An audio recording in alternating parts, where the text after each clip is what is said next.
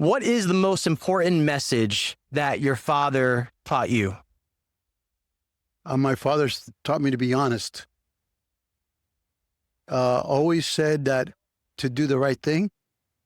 And whenever I did anything wrong, he basically told me why it was wrong. And I remember one time he really got mad at me and he disciplined me and he put me in my room for a week.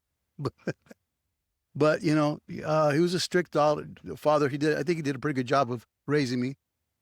I became a musician and I love music. It's my passion. Did he love music as well?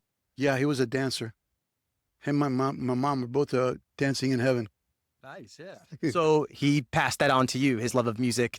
Oh yeah. Well, he always told me he should be a flautist because a flautist would just take the flute under his arm and leave, and the drummer was always the last guy to leave. So, but that's what I picked up, and I saw the Beatles when I was 9 years old on Shea Stadium on the TV, and I said, "Wow, I got to learn what that guy's doing." And to this day, I have a dog named Ringo. Oh, yeah. So the most important lesson he passed on to you was to be like honest. Honest. Yeah. And do what you feel. I always found for myself that you do what you love and you love what you do. And it's not work when you do it that way. Whereas I worked, and I'm not going to mention where, in the cruise industry, and it was very stressful. I mean, I did a great job. I was very dedicated, but it was stressful, and I'd rather do my passion and make less money and then do what I like. And now, since I'm getting older, I want to write music. So you think that it's important to follow your passion, to take things that you enjoy doing, Yeah, and invest into that. yeah, you invest into that, but make sure you can make some money doing it. Don't starve. I don't want to be a starving musician. Yeah, makes sense. Like follow your passion as long as you can feed yourself. Exactly. Yeah. Yeah. And you don't have to leech on anybody else and say, "Hey, I need money." Try to make it by yourself, and just be an individual and make it happen. What is something that you're thankful to your father for? He was a dedicated man. He was honest, and he tried to help others. If I think about him, I cry. Because he owned stores. He owned grocery stores in Hialeah.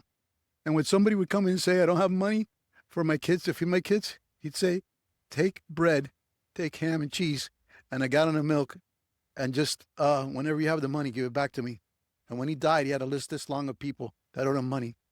And he never called them up and said, "Hey, you owe me money," or anything like that. He didn't have a debt collector in those days. But he was a good person. So he left a very powerful legacy in terms of the people that he helped when he was alive, and he didn't go around saying, "You owe me this." It was from his heart that he gave them. He just gave. He gave because he was a good person. Right. He wanted to help others. So that obviously set an example for you. How has that helped make you into the man that you are today? I never want to hurt anybody. If they hurt me, I just go, "Hey, it's all right. Leave it up to the guy up there. He sees everything that goes on." Yeah. But I got to blow a whistle. I gotta try to stop the crying. This is a Brazilian whistle. I play drums, bongos, congas, timbales, and I just put a band together. And what's your band called? It's called, for now, it's going to be called Chocolate because it's got a double name. If we do anything in Spanish, it's Chocolate, and in English, it's Chocolate. And we may change the name, but for now, we got to put some kind of name on it. Yeah. And all these years later, you're a musician who's having fun with his band, and it also goes back to your father in terms of putting that passion for music in you. Oh, one thing I forgot to say. When I was in New York, my father used to take me to the guy named Georgie, luxurious place.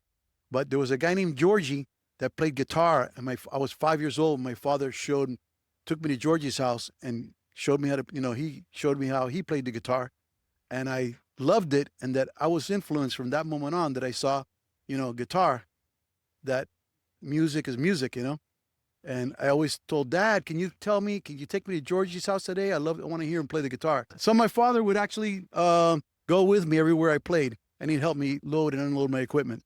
Oh, really? Until he passed away. Oh, so he was helping to facilitate your passion. Yeah, exactly. And my mother bought me my first drum set. Wow. So your parents really believed in your dreams. Yeah, they wanted to make me happy. Yeah. Do you have a favorite activity that you and your father would do together? Well, we'd go to the beach in New York, and we just walk along the beach and look at the ocean and take a nice big breeze. You know, the ocean breeze is very good for you. And I remember I got lost one day. And he's like, because he's talking to a friend of his, and they forgot that I was behind him. And then all of a sudden looked around and I said, "Where's Daddy?" And then they came running back. They were like maybe 3 blocks away from me. And Daddy, Daddy, where did you go? No, where did you go? I go, "Well, I was right here with you." And all of a sudden I saw something. I don't know what it was that distracted me, and I didn't keep following him. So I'm sorry. Could you give me that question again? Oh yeah. What's like a favorite activity Oh, that yeah. you and your dad had like that you would do together? That we do that, and we would cook. My father used to cook in La Elegante, which was in New Jersey and New York, and the Rat Pack used to go there. He showed me how to make lasagna. He showed me how to make pizza. He was a good cook. My mother was also a good cook. She made like Galician food because her parents were from Spain, and that's the things we used to do together. And I have pictures of him cutting the turkey on Turkey Day, you know, Thanksgiving. And ever since they're gone, the whole family kind of got ruined because we used to have the backyard. We used to bring a lot of tables, and then my dad would be cooking the turkey. My uncle across the street, which was his brother, would make the pork inside a hole, and it was a great time. And I miss those times. Yeah. You look back on those times fondly. They bring back Yeah. emotions. Yeah, exactly. It's like there's nobody like your parents. Do you have any place that you store your memories with your parents? I have a notebook, and I've plasticized a lot of pictures that I've have, not only as a drummer with my parents. Um, on my Facebook page, I have some things with them too. And like right now, I take pictures of my dog because I love my dog. He's like my kid. My dog named Ringo, Yeah. and it's really cool that I named him that because I had him for 2 weeks, and I was living in Hialeah at the time, and the dog was sleeping under the drums. So I named him right. Just like the drummer. Yeah, Ringo Starr. Yeah. Yeah.